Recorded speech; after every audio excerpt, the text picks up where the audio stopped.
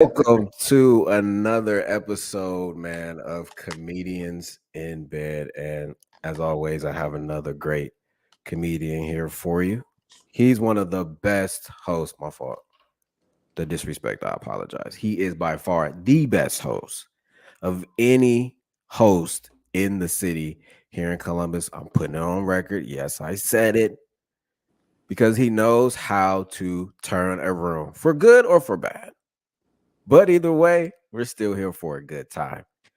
He doesn't remember this man, but he was the first host that hosted an open mic when I did comedy in Columbus. And he said I killed. I only did like 4 minutes and like 10 seconds, but I got the job done. And ever since then, this guy's been one of my good friends in comedy, man. He's an overall good time. I'm so happy that we got him here. Please give it up for the very funny and the very hilarious, the very sexy Ty Moore, everybody.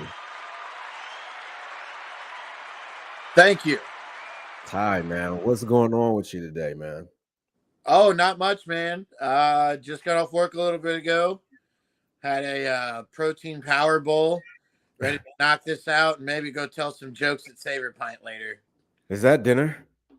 Yeah, that was dinner tonight. Yep, that was dinner. Protein power bowl is also the name of my trainer, but I don't see him as much as I see the actual food. Yeah, man. Last night for dinner, I had cinnamon toast crunch. That is the key to success right there. That is. You get your milk, you get sugar, you get the taste so good that you can't even see. That was when I heard that. It took me, I think, 5 years for that to fully set in. The taste so good that you can see it, or whatever they say. I can't even remember the line. I might have fucked it up. They started to like make different versions of it now. They got like cinnamon sticks and all that type of stuff. I had some of them. I'd rather stick to the original one though. Yeah, like when we because we're about the same age. I think you got a birthday coming up, and I just celebrated mine. Yeah. So when we were growing up, I remember French toast crunch, but it was few and far. Like it depended on the grocery store, honestly, and you were lucky you got it. But other than that, there's nothing wrong, in my opinion, with the original, man. Cinnamon toast crunch. I think they got it right the first time. What's your favorite cereal? Oh man, I hope I don't contradict myself because I was on Funny Guy Fish's podcast, and I can't remember what I told him, but I actually might have told him French toast crunch. Yeah, it's either that or you could do for me either the Reese Cup peanut butter or Captain Crunch peanut butter. Either one of those is probably a close second, but I think, I think ultimately it might be French toast crunch, man. Something about it. Oh man, I want to go buy a box right now. Actually, I'm gonna put a DoorDash order in. I can only do the berry Captain Crunch, man. It hits the roof of my mouth too much. Yeah, I know, and I think that's what got me into comedy. Was I found out I was a psychopath as a kid because I like that. Yeah, I don't mind getting my mouth cut up. It kind of toughens me up in the morning, you know. Prepare you for a long day of struggle trying to learn long division. You know, day sucks out of the gate. Half of my mouth is cut. Now I got to go brush my teeth. It's gonna burn it. Oh, you can't let anybody see you cry either. I'd rather just take a nice deuce first thing in the morning, man. Yeah. I always tried to clear out before I got to school because I hated being the kid. I went to a grade school that had 8 grades, but only 140 kids, so everybody knew your business. So if you pooped in school, you heard about it for months, man. You couldn't poop in school. I've never actually pooped in school, but I did start it like pooping in public in school. Like when we was at track meets, right? When you run, it like pushes your stuff down. Yep. So like you have no choice but to go. So like you have to use like the porta potty because it felt big, but it really wasn't. So that's when I started to use like public restrooms. That's not probably like a good way to start it out, but you know. No, I'm with you. I would say honestly, until I was 24, every dump that I took outside of my house was against my will. I never took a comfortable dump outside of my house, besides maybe the rare times in my high school when the tech wings would be, there was so few, or no, it was the new gym area. and there was only like 3 gym classes a week. So that was a big vacant area. Mm-hmm. And if it was unlocked, then you were in luck because you could poop that day. You could go all the way down, take a nice 30-minute break. Who's going to tell a kid they can't be out because their stomach hurts? A lot of people actually, but yeah. Pull So out the flip cell phone, get all your texting done down there, dude. Oh yeah. So you found the golden toilet is what I'm hearing. Oh my God. There was the Tech Mastery wing, which did have a lot of classes, but the bathrooms were so nice. It was like, if I have to do this, not a bad place to do it. But yeah, if our new gym area was open, you'd have, not only would you have the bathroom, that's where the new locker rooms were. So even if somebody beat you there, you still had the break glass in case of emergency toilet. Yeah. If all else fails, you go to the men's locker room and you lock it up. You're good. I just never, I don't know. I didn't really start paying attention to bathrooms until like I got to high school, and the high school bathroom was trifling. Like it smelled like it smelled like a homeless person's paradise. Yeah. Yeah, dude, you know how like your sensory connects you to a memory? When I walk by like certain spots on High Street in the summer and you smell that hot pee, it takes me back to the shitty restrooms in high school, because our high school when I was there was like 40 years old. So they had people that had been shitting and pissing in those pipes for 40 years. Like you said, it smelled like shit. And that's why I could never poop in those ones. If I had to poop and I couldn't get to the good restrooms, forget it. I went home one time. I left school because I had to poop, and I stayed home the rest of the day. Did you go to Lima Senior? Lima Central Catholic. I had a lot of good friends that went to Lima Senior, though, man. Okay. So was Lima Senior like the hood school? That was the city school, but there was also like city schools. I will say they had a playground for students that may or may not have had children, is what I was always told. Yeah. But all the kids that went to school there that I knew had better GPAs than me. Yeah. Got more money off on their college scholarships than I did. Like, because we had this thing called DECA. Mm-hmm. And it's basically like what 4-H is, but for instead of like farm stuff, you just do like business stuff. Right. So of course I was restaurant and food management. And my little role play that I had to do was like, I'd always have to go in and fix some hypothetical issue. And I would get nervous at first, because my first thought is, what if I spend money and it doesn't work? Right. And then I think the reason I got good at it was because I was like, fuck it. This is made up. I'll just make up more. What, are they going to ask me about my fucking budget? I'm 17 and we have a cockroach issue. So yeah, I'll find a way to get a guy in there for 90 grand if it takes it, Yeah. It's not my fucking money. No. So like doing that, all the Lima Senior kids were really fucking good at that. They always had kids going to nationals and shit. Mm-hmm. So they definitely, because they got a new school right around the time like our old school got added on to. And their new school is fucking phenomenal. Like, I mean, LCC, we shared the football stadium with them, and we shared their auditorium for our plays. And that auditorium was fucking nice, dude. I sang a solo in my senior class play there. You can serenade, you can sing, Ty. What? Back before I went to college and yelled at every single party I got to, yeah. My baby voice was okay, but I sound like I've been making out with gravel for the last 6 years. What was your favorite like song to sing? Like, what was your go-to? If somebody said like, Ty, sing me a song, what was your favorite go-to? All right, now keep in mind, I can't sing this anymore because of how bad my voice sucks. But the song that I sang to get that audition spot was "Say Goodbye" by Chris Brown, because it was big in high school. And yeah, dude, I had to go with Chris Brown, and I turned some heads. I don't think it was particularly good. I just don't think that they thought that I could sing. And I really can't sing. I just try to do an impression of whoever's singing. That's what I used to do, man. And that's what I was like, you know what? I should probably go off for choir. And I said, you better than me, because I sang Row, Row, Row Your Boat. Did you at least put a little bit of your own like beatbox to it or something? Did you pick No, up the rhythm? no, I did not, man. Like I just was like, I didn't know what song to sing, and so I was like, and like I had like I would say like back then it was a little deeper. Like I had like a deep voice. I was like, I'm gonna just sing "Row, row, row your boat."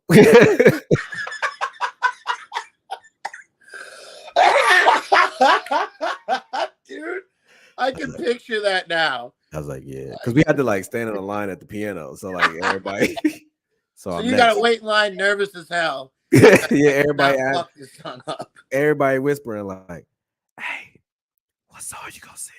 And I'm just like, I'm gonna sing "Row, row, row your boat." I'm going back to the one that started it all, guys.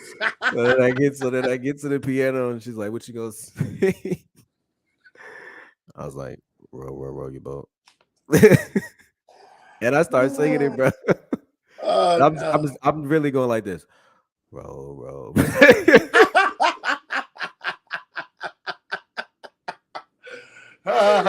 You're Row, just row flatlining your boat. just down the street.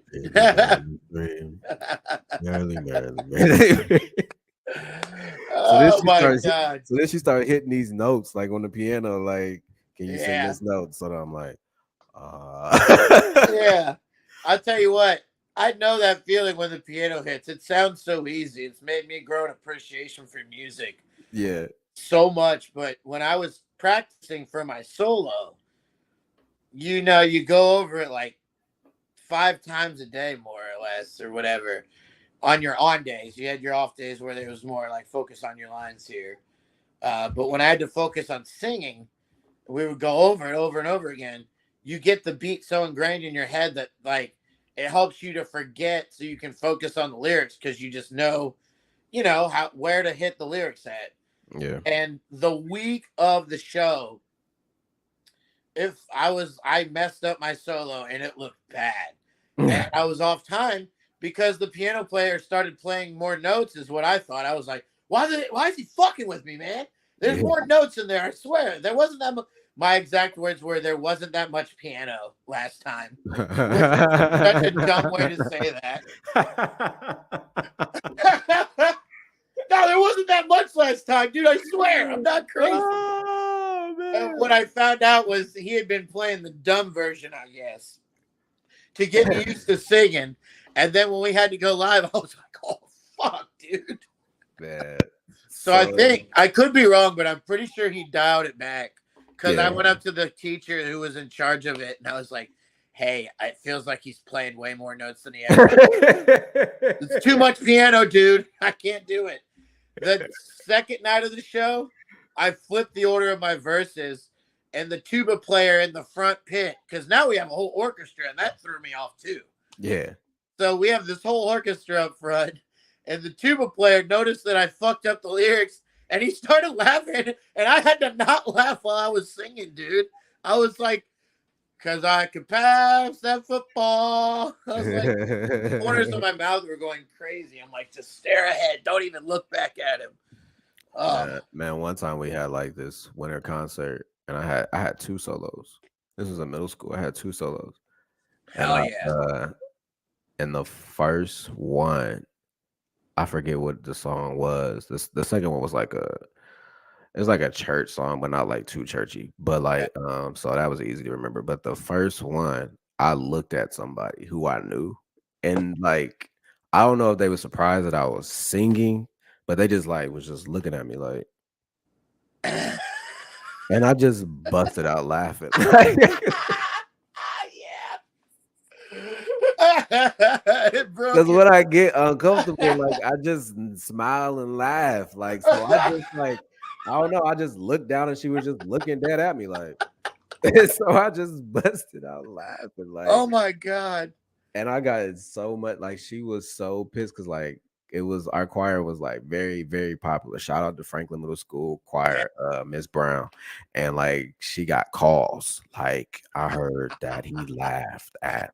Hi, yeah, I'd like to file a complaint about the young boy who started laughing in the middle of row, row, row your boat.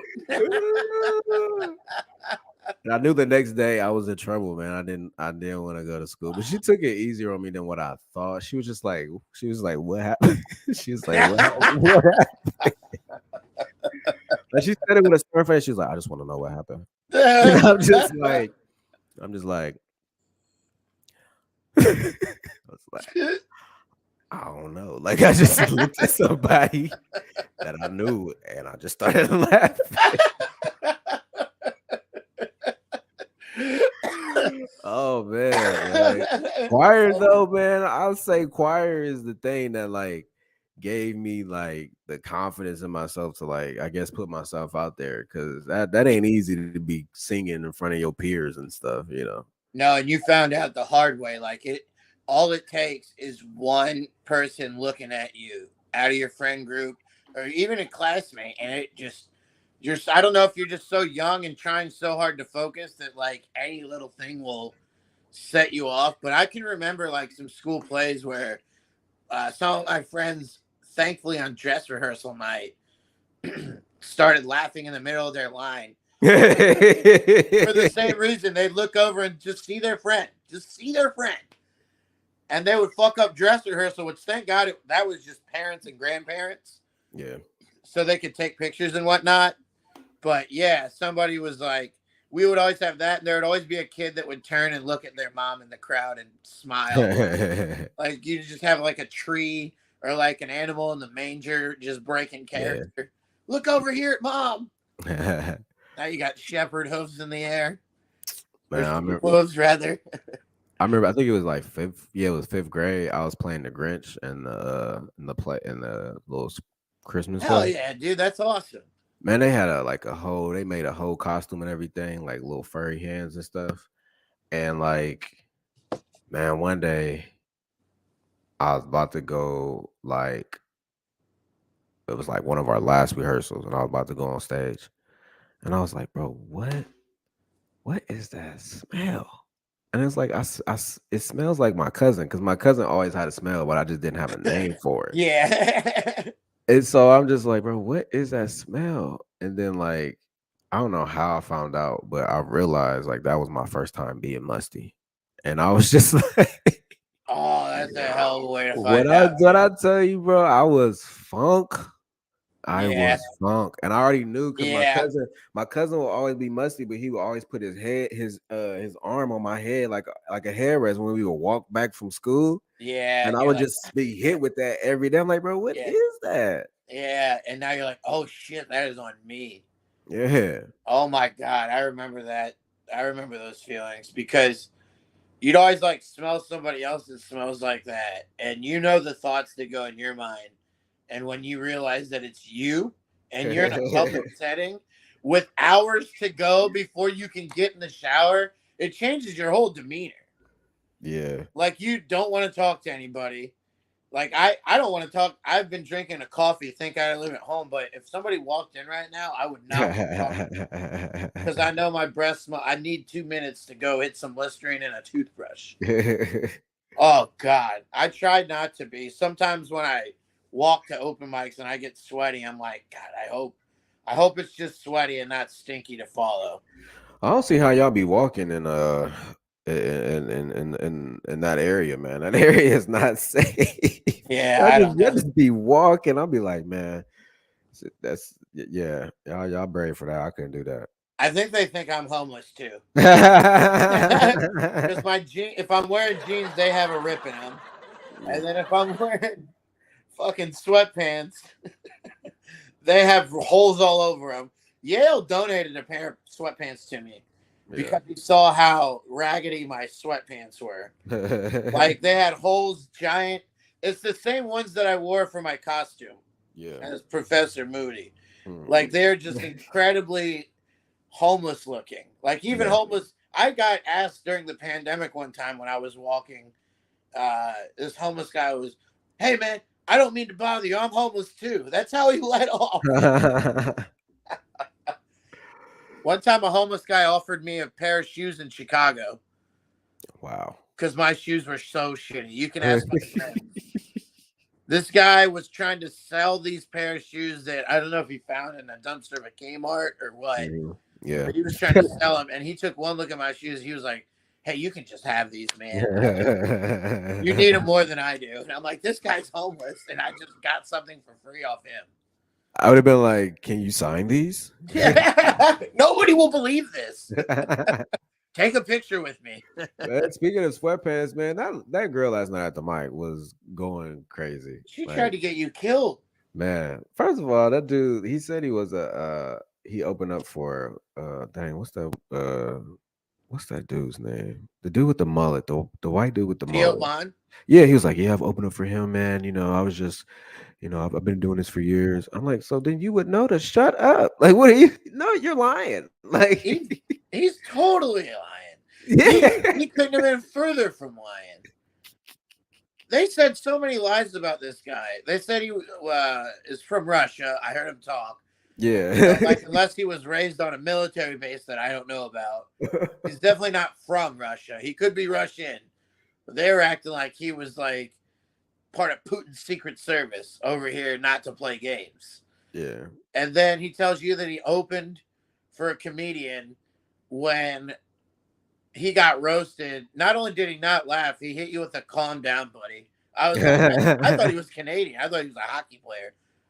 Thought he was going to ask you if you wanted to have a go. You want to have a go, pal? Up there in the gray sweatpants, pal. Hey, you want to? Why am I Scottish as well? That was such a bad impression. Here's my guy from San Francisco. Hey, pal. Oh, fuck, dude. That was terrible. I'm going to get booed in my own house. Sorry, man. What ladies is coming through there, man? What panties you snatching off? Truth be told,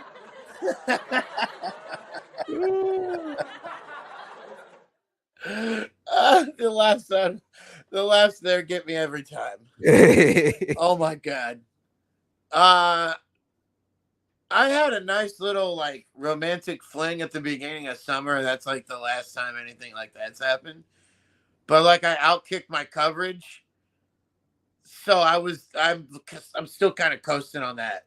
You know, it was such a good experience that I'm like, whatever comes after this, know that it was a good one. So I'm still kind of riding on that.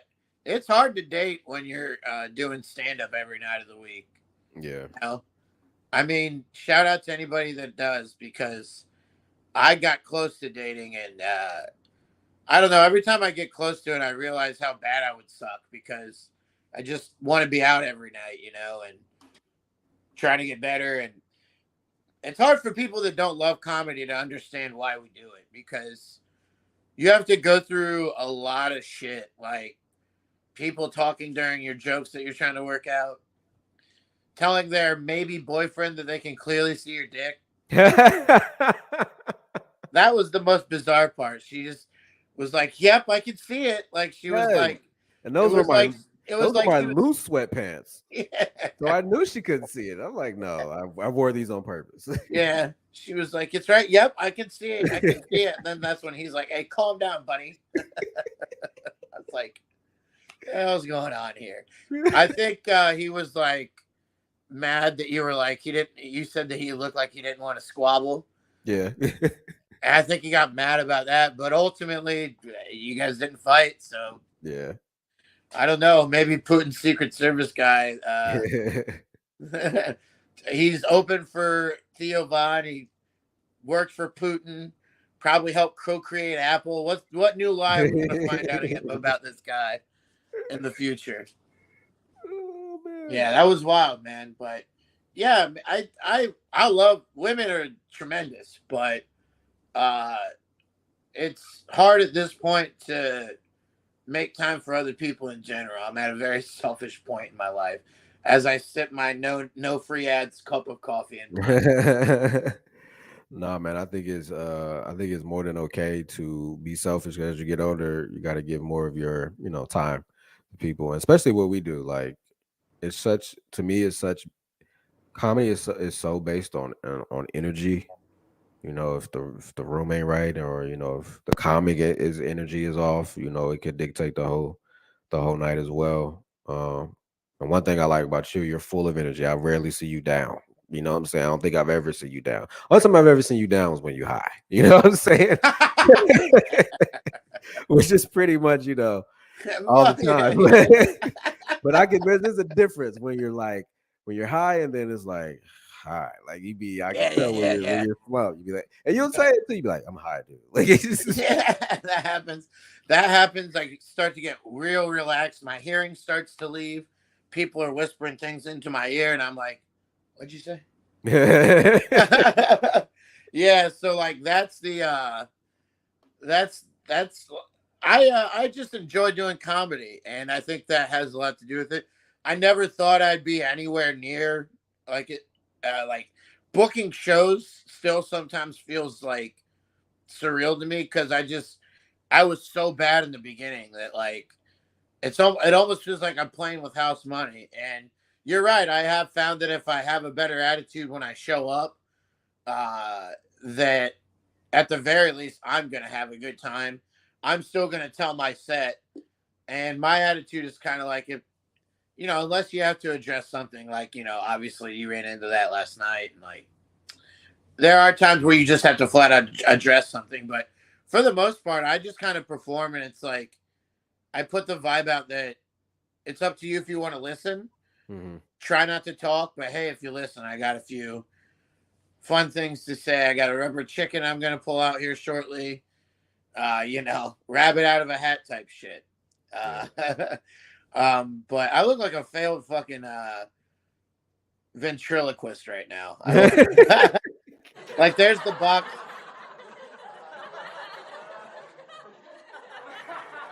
This dude. There's the box up there where I have to keep him. Yeah, I've been down on my luck since 2018. But yeah, man, I'm around a lot of cool people that I really appreciate. Yeah. Like I like watching you work. I like watching a lot of people work.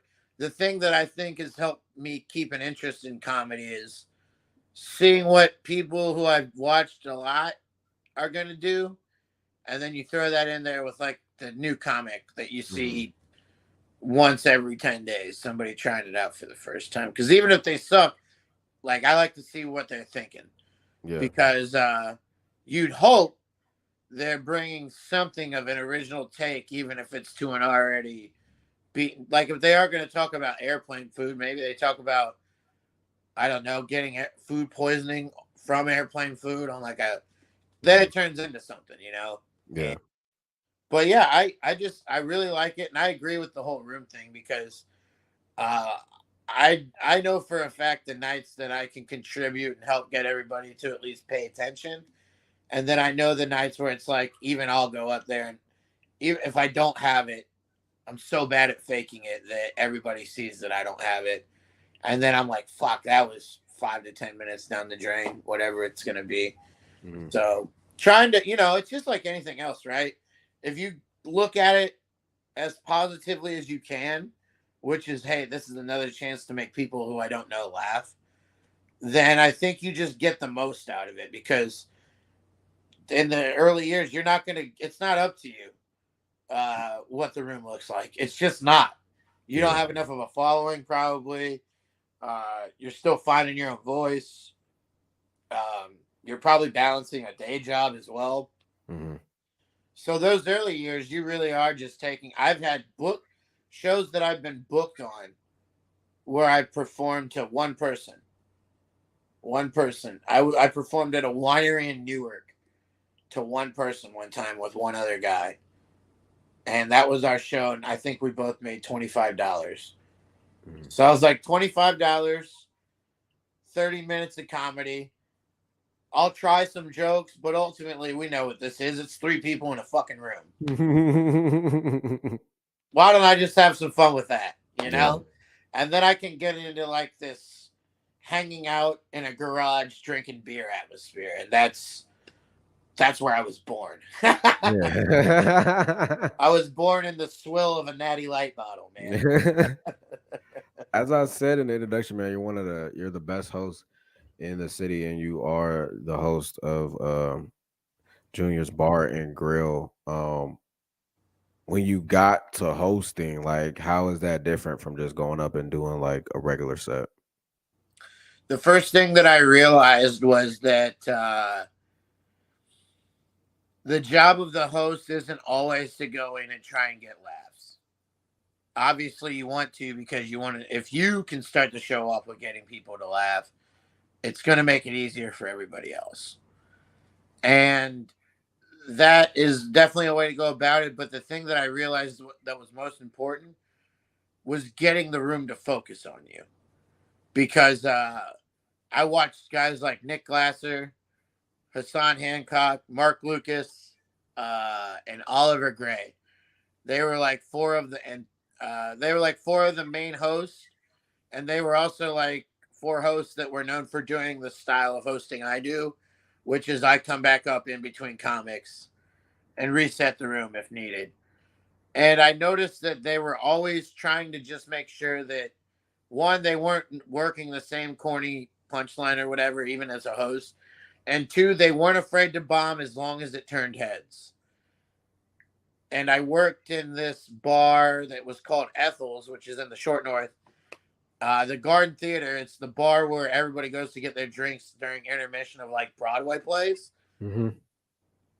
So we would have an open mic in there on Friday nights at 10 o'clock. So we're at the tip of the Short North on a Friday night at 10. We're dealing with that foot traffic. And we're also dealing with the theater crowd that's coming over to get their drinks at intermission or to have one after the show. And my job is to try and keep as many people into our bar as I can. And just having to do that, like there's a video out there of me, which is a technique that I don't like to rely on, but I've done more than once, where these two guys were talking at the very front of the bar, and the bar was literally like this far away from the stage. So they might as well have been on stage talking. And I'm trying to get everybody to pay attention, and it's an obvious distraction. And I think obviously you can say, hey guys, shut the fuck up any way that you want to. But again, I'm trying to get the whole room to focus on me. Why would I risk kicking these two people out, potentially three more that I found out that they were with? So that's five people I could have lost in an already small bar, all because I had to be a dick. So my thing was, I'm going to unbutton my shirt, one button at a time, until they turn around and look at me on stage. Mm-hmm. And somebody recorded it, and I went all the way down. And then when they turned around, I was like, hey, fellas, welcome to the open mic. It's like at the 3:30 mark of my set. So, like, that room really taught me that it's not about you, it's about the show. Mm-hmm. And your job is, obviously, you want to make people laugh because it makes it easier. But ultimately, when you're dealing with people closing their tabs from the theater room and talking to their friends, or somebody, a group of young guys that just graduated college coming in loaded because they just drank a bunch of margs at Condados, mm-hmm. You don't want to kick them out. We needed an audience. Yeah. You know, and maybe it's a little bit of a kiss-ass move, but I always wanted to make them feel like they were welcome. Mm-hmm. And that's when I was like, I'll sacrifice anything to keep them entertained and here. And then if I turn it over to a comic, you know, after my time's up and I say, here's the next comedian, then at that point, it's up to the comedian. If they walk during the comedian, you hate to see it, but also I did my job, and now I'm going to have to go do it twice as hard because this fucking guy walked four people that I just worked my ass off to keep in here. Right. Now, I've been hitting like comedy clubs, man, and I really feel like, you know, that's where you belong on those stages, but I don't never see you there, man. Why is that? Oh, so I also work a couple of jobs that takes up my time. Currently at a snail's pace trying to get my car fixed. Yeah, I've been missing a catalytic converter for probably since before COVID at this point. Like, Jesus, man. Like, the last time I had a catalytic converter, I can't remember, but I've been trying to get that fixed. So I've been relying on walking everywhere, which has been great because I haven't ballooned over 300 pounds ever. So it keeps me regulated in a way. And it's also great to clear my mind. I like walking to clear my mind, especially before a show. Are you a fast walker or are you a slow walker? Slow, dude. I look like Eeyore when I walk. Look at the big floppy ears, the mope. I got the slouch, dude, and I just move at a snail's pace. I'm Eeyore. Like I am notorious for when I go to other cities to visit my friends, they have to slow down their speed so I don't get lost. I am a fast walker, That's awesome. and I'm jealous. I've I'm converting to slow walking because my girlfriend is significantly shorter than me, if you can believe it or not. So when I walk normal, it's fast for her. So I have to like make my stride longer so it could be easy on her little legs. Yeah, I wonder if that's my issue. If I'm just striding too long. Yeah, Yeah, yeah. that could be it. I always thought it was just because I had short legs. Like Now I'm not. you I'm can not get very some tall. places with short legs now. Yeah. Oh yeah. No, trust me. Anytime I think that it's because I have short legs, people like guys your size walk by me all the time on the 11 when I'm walking. I get lapped by anybody. The worst is when like a family with the stroller has to go around me. I'm like, God, dude. I feel like I'm on the highway and I just got passed by a semi. That's a shot Man. to the ego when a semi goes around you, man. Oh, oh, it feels like they took your manhood, dude. Oh, I'm going that slow? Oh, okay. I'm going that slow. All Like, right. God damn, I need to quit being so interested in this podcast about fantasy football. I Like don't know. shit. I get a little scary when they be zooming like that. It's like, are you zooming because you drive fast, or are you zooming because you late? Like, what is it? Yeah. Like, No, dude, so there have been times where I'm not afraid to admit. Like there have been times where I've been embarrassed by a semi, but there have been times where a semi's gone around me and I'm like, somebody's got a fucking deadline. Dude, I've seen semis go 75 on State Route 33. Going back home to Lima, I've been passed by semis going 75, dude. It's nuts. You can hear it. Like it sounds like the last thing that you're ever gonna hear, honestly. It's scary. then they're about to start letting computers drive semis, man, by themselves. The semis about to start driving by themselves. I don't like that idea. I don't either because I always chalk it up to like anything can get hacked, you Hmm. know? Like anything that is technology has a way to be hacked. And all it takes is one guy who creates these electronic semis finding out that his boss is fucking his wife for him to go in and switch a few wires. And now these semis are going the wrong way down a one way in the middle of the city. How are we Right. gonna stop that, bro? That's scarier than fucking anything right now. Is a computerized semi with nothing to lose. That's scary. That shit's scary. Scarier than the purge. Oh man, fuck the. You know what? I'll get hit in the head with a baseball bat over getting absolutely plowed by a semi any day. Yeah. I'll go up into. I'm a dense man, but if you get a semi going 35, I'm gonna turn into that sand that gold dust used to blow in people's face on impact. Boom. Bro, do you have Peacock? Yeah, I do actually. I Bro, just got it. they have all the old episodes of Raw and SmackDown on there. Yeah, man.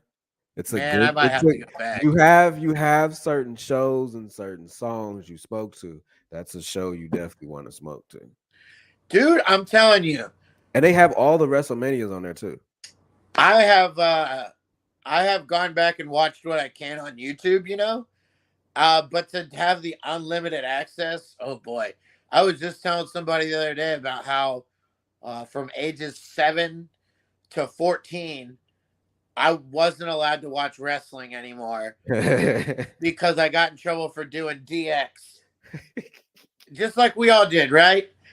We were at after school bowling, and these kids from the other Catholic school in the area, St. Gerard, went with us. And so it was me and my friends playing against some guys from St. Gerard, and both sides, anytime one of us got a strike and the X popped up on the screen, we just look at the other team and be like, suck it. And one of the supervisors told the teachers, like, hey, your students there were telling each other to suck it because they knocked down 10 pins.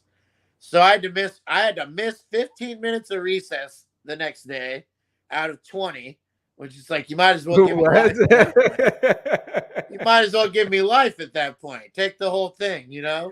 That's worse than the death penalty. You gonna I only get 5 minutes of recess? Keep me on the we called it, you had to stand on the wall. Keep me on the wall for 2 recesses before you give me only 5. I can't even get in on the kickball game. They got even teams. I gotta sit by and watch like a fucking fan. I gotta be a fan of my classmates in a league that doesn't exist. I would have got like a whole bunch of rocks and start throwing them at people's heads. Just yank, and then if I can't have fun, dude, fucking nobody. That's how I bomb sometimes. I tear the whole thing down with me. I'm like, fuck it. I can tell you guys are grossed out by sex jokes. I'm going to dig deep on this one. I'm going to get real fucking nasty. I'm going to go to the corners of the internet that you have blocked. What's the nastiest porno you've ever saw? Ooh.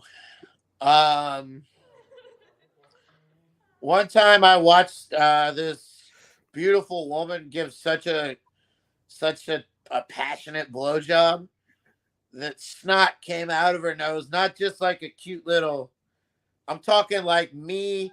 If these cats around the border of my frame here were real, it's like Timor allergy shot snot bubble. Like she was blowing legit snot bubbles out of her nose. To the point where I was so baffled by it after I came, I kept watching. It went past the point of gross. It went past the point of gross into a point of amazement. I was amazed at this woman. She earned it, dude. She earned it that day. It almost made me feel bad. She earned it, dude. It made me feel bad for using a free site to watch it. I'm like, does she have an Amazon wish list I can invade? What's going on? You know what? I'm gonna buy her something off her wish list. I'm gonna get her these grippy socks that she adores. Man, the nastiest thing I just saw, I don't think it was this year. I think it might have been last year. I was talking to my girlfriend about it, and I think I just said it out loud, and I was like, I never thought about that. Not that I ever would, but I was like, I never thought about this type of porn. Let me look, and I quickly regretted it. And it was a woman having sex on her period, and I was just like, never again, never again. No. Only watched like 7 seconds. I was like, oh no, that's no. Oh my god, why did I do that? No, I've caught some. You know how they got the thumbnails that show you like a GIF, teaser trailer, if you will. I've seen that on a few of those, and I'm like, no. I don't mind doing it. Watching it is another ball game, because that's the thing to me that it's like, hey, I'm wearing a Blue Jacket shirt, but I don't mind the Red Wings.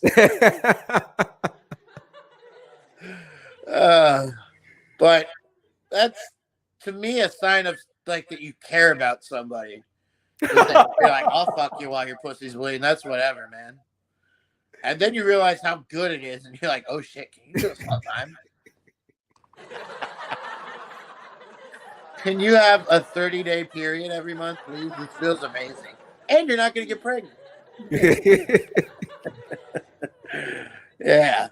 I remember my first time doing that. It was in college. I was like, man, I don't think you can get pregnant from doing this. It's okay. But I don't know.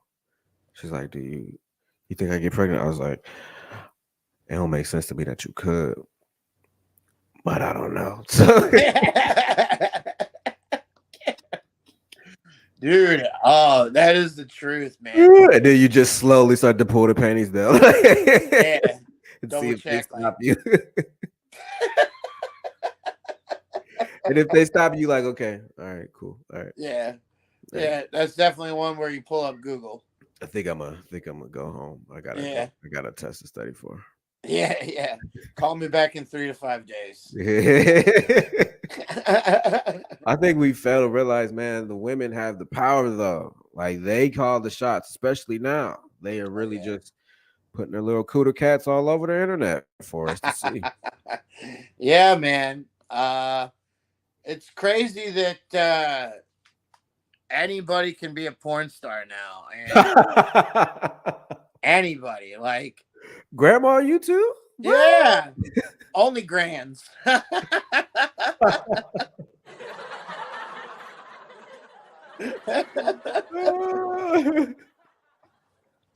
Yeah, dude. Anybody who wants to, and there might be, if you have something about you that stands out, there might be a corner of the internet for you to be able to pay your month rent. Like if you got like two toes that look like they're running slant routes next to each other, you might make 1,500 a month just taking pictures of them and posting them. You said slant.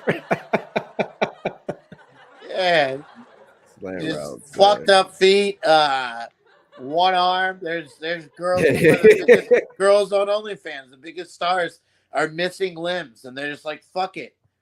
I got one thing that you really do want. Well, you really do. All right, that's too far. That's fucked up. That's no, come on, Ty. Jesus Christ. Unreal. It's true though, but like those girls get laid more than I do, so I can't even talk shit. Like, sure, maybe I can make fun of them for not having a full hand, but like they're getting dick and pussy thrown at them every day. Like, oh my God, I want you so bad. People get mad at me because I take too long to pick which water I'm gonna buy, you know? And they're just like, it's something that has revitalized a lot of people's confidence, I think, and that's a good and bad thing. Oh man, Because you know we all want to walk around with a little more pep in our step, but then you get some people that are like, yeah, people pay for my dirty underwear, and then they're and you're like, I don't want to be smelling you while you're at work. Come on, man, Jesus. Like, can you at least set your shower day to be the same day you go buy groceries so we don't all have to suffer? I just really be want to know what do these people like? How did we get here to like now you're paying for dirty underwear? Like Yeah, you're not satisfied with your own, or like how did that's we get here in the first place? that is the craziest thing. Is like, as disgusting of a man as I have not paid for dirty underwear to be sent to my house yet. I just don't know if, you know, like, I don't know if it's in my future, but anything could happen. You know, I could walk outside right now and get hit in the head with like somebody working on something above me, fly off, smack me in the head, and now the only way I can come is to smell somebody's panties after yoga. You know, the future's too unpredictable. But yeah, man, some people out there, and it's crazy too, because like Well, there's they'll hot yoga also for that. they'll pay extra money to insult them. So they'll like, instead of $60 just for the sweaty socks, they'll say, here's 75. Let me talk to you too when I order them. And then they just hop on and they'll be like, send me those funky ass socks, you dumb bitch. And so you get paid an extra $15 to get called a dumbass by somebody you don't know. You know this a little too well. I'm not gonna ask how. I'm not gonna ask how. I did my own research. Oh man. I think that's the greatest catchphrase to come out of the last 10 to 15 years has been, I do my own research, man. Yes. Because it could go any which way. Like, I'm telling a joke right now where I talk about the first big lie that you find out. And like, dance around like the Santa thing just because I'm like, the punchline is like, I don't know what anybody believes anymore. Some people out there believe that they are a bar of soap. The real thing. I read about it. It's England. People that are like, I'm soaked today. And then they don't shower. And that's the crazy part because they're like, why would I shower? I'm soaked. All due respect, man. You know, if that's your belief, that's your belief. I don't want to ruin that for you. But yeah, man, I do my own research, could be like, oh shit, you got something interesting to say. And now I do, like, or it could also mean like, oh fuck, this guy thinks that the secret to all the nuclear launch codes is in the middle of a Tootsie Pop. The world may never know. let's log it. Let's log it right now. Because that could be the name of your first special. I do my own research. Or I did my research. I like that. I like that. Everybody can tell too. Like, if you listen to 5 minutes of this podcast, I think at any 5 minute section of this podcast or the other one I did for you, anybody could listen to that. And they're like, this guy does not believe in physics, but he does believe that the way he sits on the couch will influence how the Cleveland Browns play this Sunday. I got my own research, dude. How do you think we beat Kansas City in 2011? Oh man! It wasn't film study. It's because my left arm went numb. That was actually a good win for you guys, man. Yeah, yeah. We've had You some. think you think you guys gonna get better when Deshaun come back? Yeah, yeah, yeah. Off the field stuff aside, he's a top 4 passer in the league when he's on the field, and He's he's tough to beat. yeah, he's generational at throwing the ball. And I just hope that we got his like ride situated for the ride home afterwards. I think all Browns fans should donate to his Lyft fund. Is every Sunday at 4, right after the showers, straight to the house, bucko. You're in timeout, mister. I know it's getting cold outside, so you know, as black people, is when we put on lotion, it doesn't stick. So gotta. If you're using Vaseline and baby oil, it's because of the ash, not for any other reason. No, I believe that. White guys, they just go out there without it. They're like, fuck it. You can't tell if we're ashy. It's like that Bill Burr bit where we don't put on lotion because we don't know we need it. Actually, I'll attest to that. The back of my hand, that's how I know that the colder weather is coming. Yeah, I have that little cut there. I just wake up one day and my hands are dry and cut. You actually got some beautiful hands there, man. So you could be OnlyFans modeling your hands. I know. I need to be a hand model. They're girthy. They're not too broken. Look at the pinky though. That's from years of playground football right there. Going for that pass over the middle. So that way you could be the one to talk shit in religion class. You know? Man, those were the days, man. I used to just run a nice little go route, nice little fly, and fast as hell, weren't you? Catch it in Randy Moss right in stride. The only reason I could do the Randy Moss catch was because if anybody except for this one kid that was taller than me and more athletic than me in grade school guarded me, I would literally be like, hey, it's going to take a minute for me to get downfield, but when you get down there, I got this. Years of playing jackpot, dude. You learn how to track it and then when to go up for it. Oh, man. Yeah. I miss playground football. That was, and then coming inside afterwards and being like sweaty, and then you got to focus on the colors of the rainbow after that. You're like, I can't focus. Mm-hmm. Yeah, I miss that shit, dude.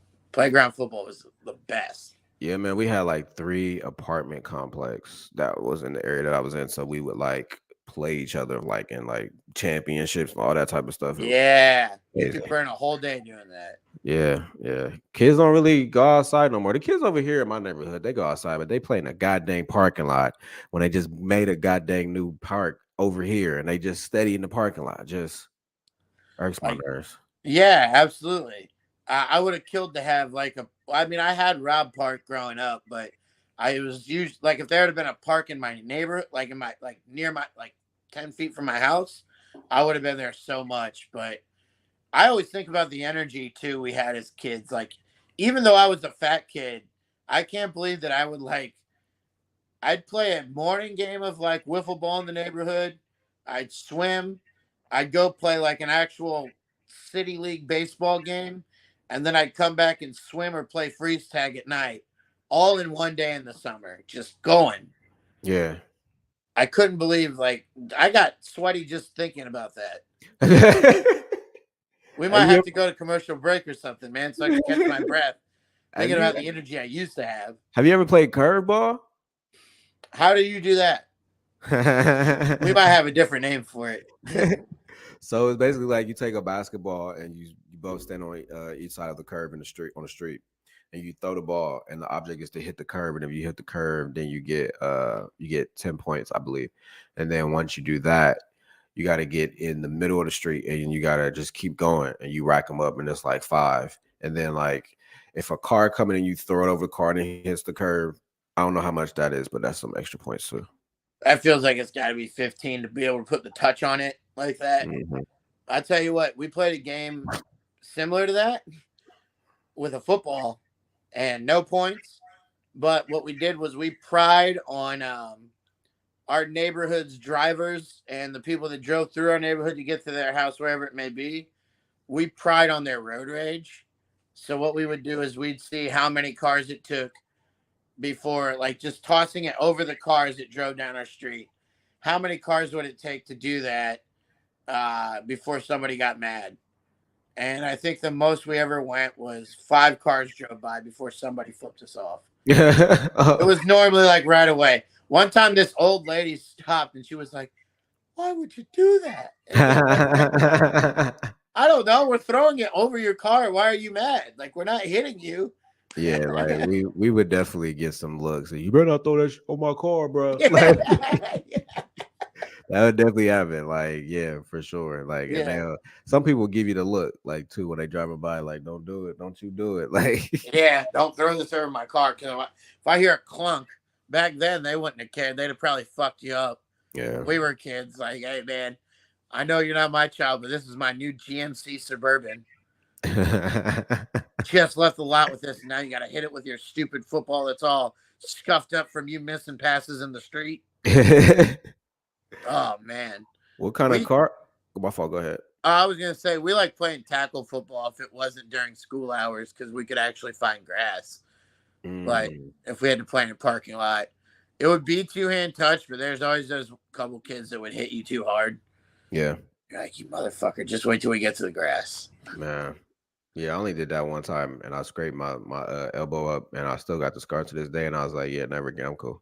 Yeah. We don't need to go that hard. No, some kids do not like losing, and then it shows because they're trying to play hard, but they're also trying to get their anger out.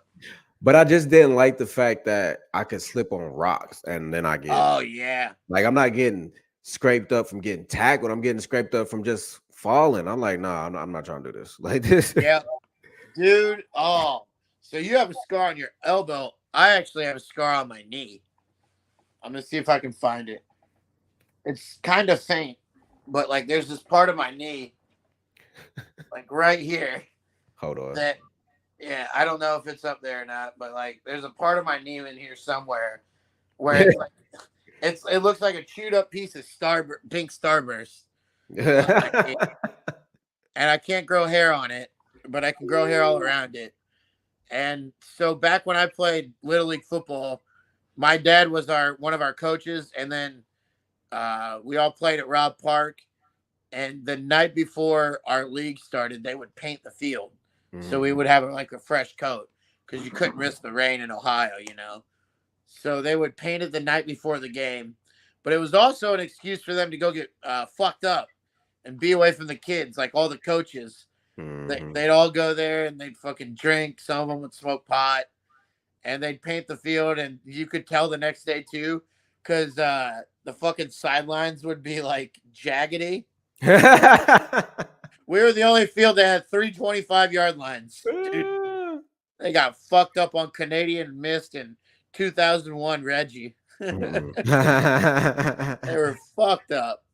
But we went and spied on them the one time they did it because, like I said, I live by Robb Park. So me and my buddy rode our bikes down there.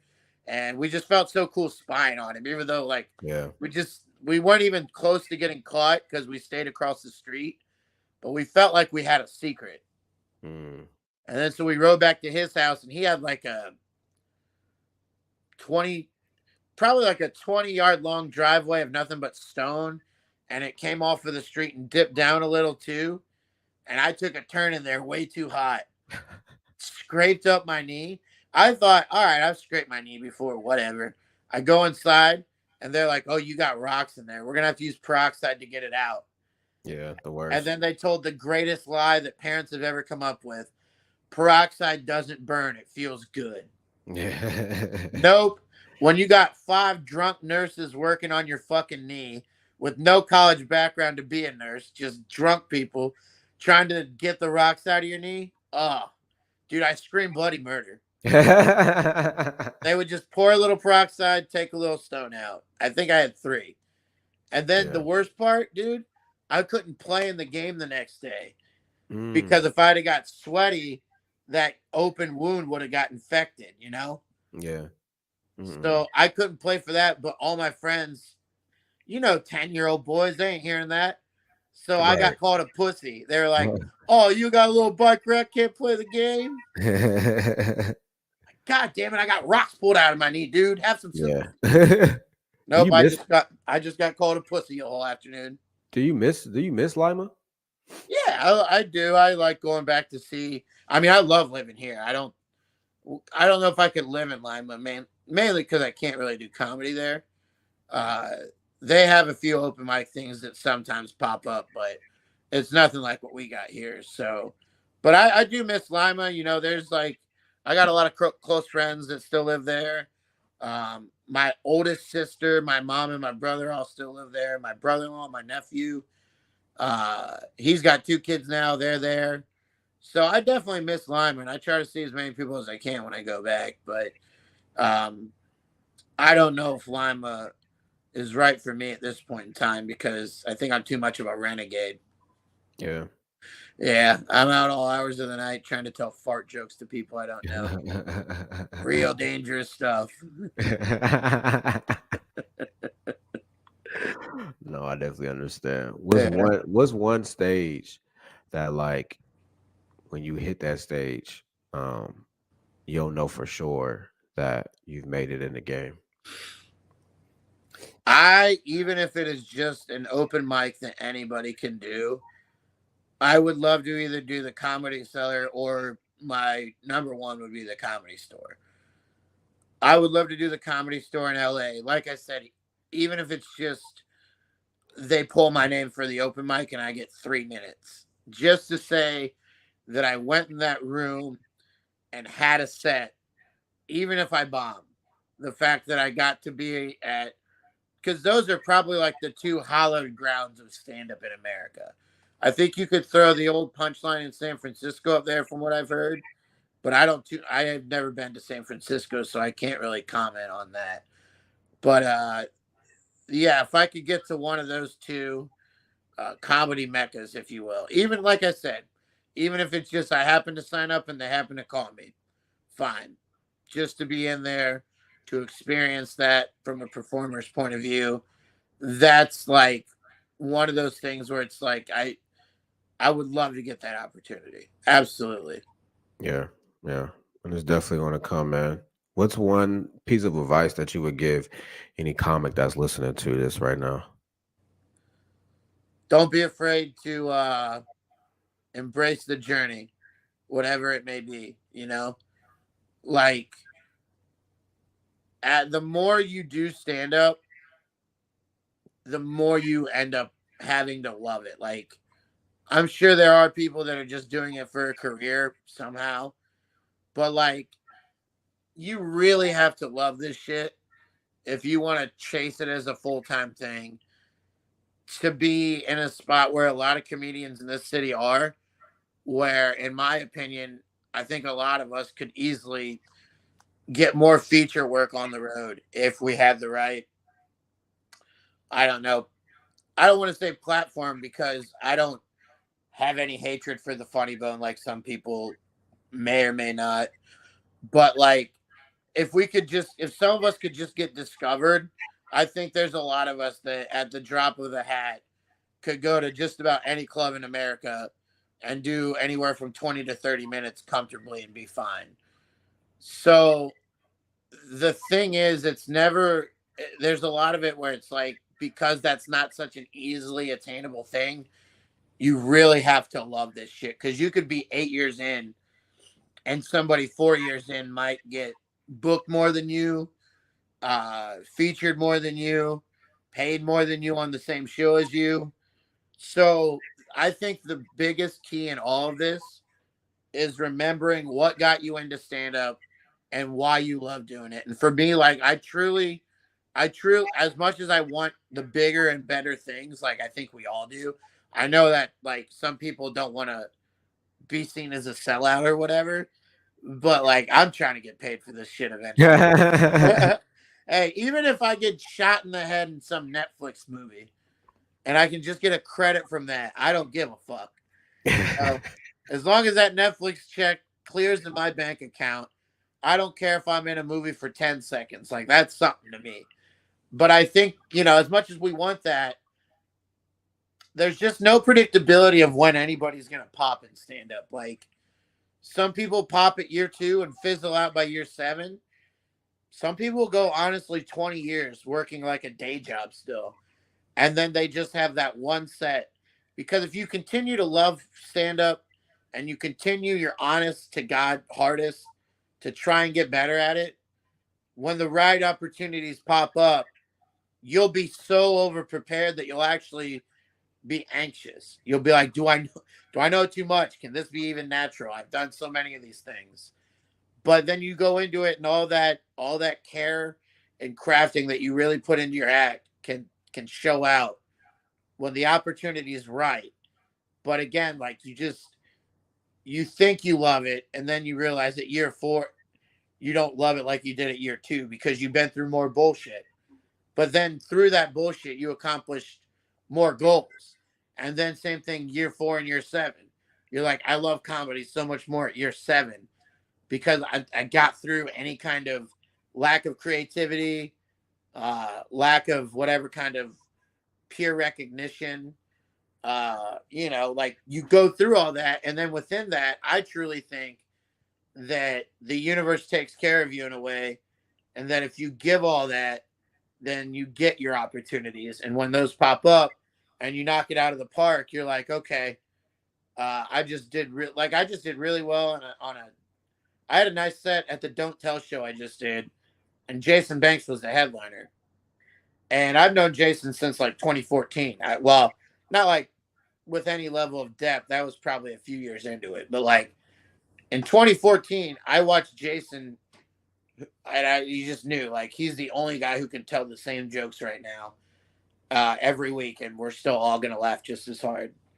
And so to see him where he's at, where he continues to trend, along with like Bobby and Kenny, who are also there doing the same thing, it's great to see those guys. And then whenever I get to work with them, and I have a good set on a show that they're on, that to me is like you had a good opportunity here and you took advantage of it. Not that Kenny, Jason, and Bobby wield any big power that I'm trying to gain from in a way, but just because I have so much, I look at people who I have reverence for to that level, and it's like if I'm on a show with them, I want to do well. Mm-hmm. And so when those opportunities pop up and I end up doing well, it makes me realize like, all right, this will get me through the next week when I'm eating a sack of shit at Fours at 11:45. Ty, tell people why they should listen to Comedians in Bed. Because we just had an hour and 20 minutes almost of conversation that flew, provided some depth, and had a lot of laughs. And you're already doing that that's already what makes everybody's favorite show when it comes to anything talk show or podcast related. And I think that you make it so easy for your guests to come on here and like just have at it. Like I think that you like to listen to your guests, and I think that's more than half the battle because especially with a guy like me, anything I say can be taken as a joke. but like you'll give me the chance to elaborate, and then we find probably a better joke together because we give each other the time. I just think that you're very easy to talk to. You're a great guy to have some laughs with because you're hilarious as well. Um, and it's fun for people who listen to get to discover people who are in the scene locally. Like everybody wants to know people before the. Imagine how many people are going to watch, Jason Banks whenever he has a Netflix special or somebody like that, and they find out that Kenny or Bobby have been headlining for years in their own city, and they couldn't, like, they didn't know to go see them. I'm not saying that you and I are going to head down that road. I think we both have a lot of brightness in our future. But like, imagine getting to listen to somebody, and then like a few years later, you're like, oh shit, I listened to them on a podcast when the one guy was in his fucking basement studio apartment with half the light working. You know, like the amount of talent that comes on your show, along with you, especially after today's episode. Once you can get this human garbage pail off your screen, uh, it's great. You have great guests. You're great in conversation. You're hilarious. A lot of people spend a lot of time in their cars going to and from places. Throw on comedians in bed, dude. I'm sitting on my couch. I sleep on this thing half the time because the laundry on my bed's too much and I don't want to do it. I'm telling you, man, this is a great idea for a show. And I have had a blast today. And I think that if you're a listener, anytime you can hear Ty Erskine talk to somebody about stand up and anything life related around stand up, you're gonna have your ears are gonna tingle. You're gonna have a great time. The key to success is to just throw the laundry on the floor. Yeah, We'll get to it later. yeah, you're right. That was the thing when I didn't live in a studio. I could get away with that in my actual bedroom because it had carpet.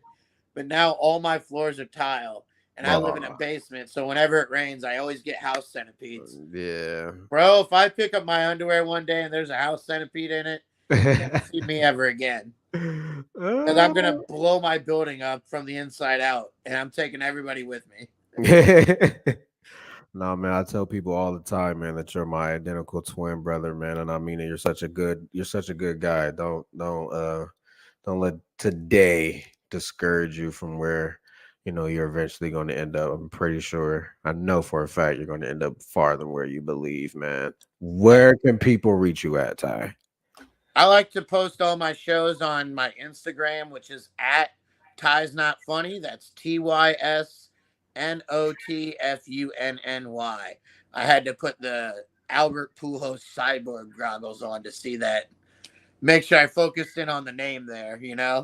Uh, but yeah, you can follow me on Instagram. Obviously, I'll be promoting your podcast there as well. And any shows that I have, I post about on there. So I'd love to make you laugh. Come see me. And be sure to follow Ty as well because he gets put on a lot of great shows too. So, and come see us at open mics, dude. Come Yeah. see. You guys watch Food Network. You watch a fucking pizza get made by Guy Fieri, and you're happy about. Oh, I have so much more knowledge about pepperoni slices. Well, come see how a fucking joke gets made.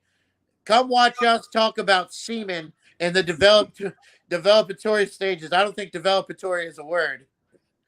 Come watch us make our shit. We love to have you. We'll make you a part of the show. Try not to throw stuff at us while we're on stage. And yeah, follow Ty Erskine as well, man. He's hilarious. Tune in every week with this guy, please. Ty, man, I appreciate you, man. That has been another great episode here with Ty Moore on Comedians in Bed. We'll see you guys next week. Peace out. Thank you.